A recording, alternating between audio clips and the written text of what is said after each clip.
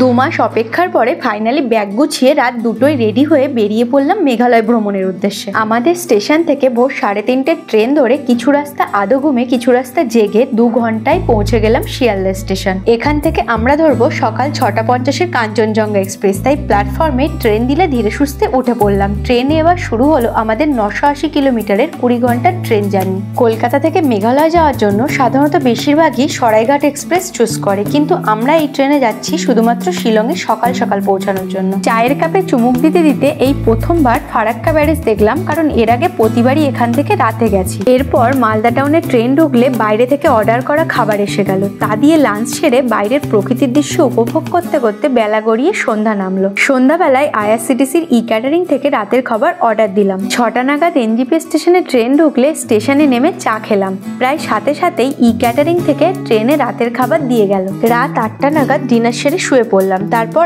আসামের গুয়াহাটি স্টেশনে ট্রেন যখন পৌঁছালো তখন রাত 2:51। এরপর সকাল হলে আমরা সব থেকে কম খরচে মেঘালয়ের রাজধানী শিলং পৌঁছাবো। ওখানে হোটেল ও নেক্সট 3 দিনের জন্য ট্যুর বুক করব।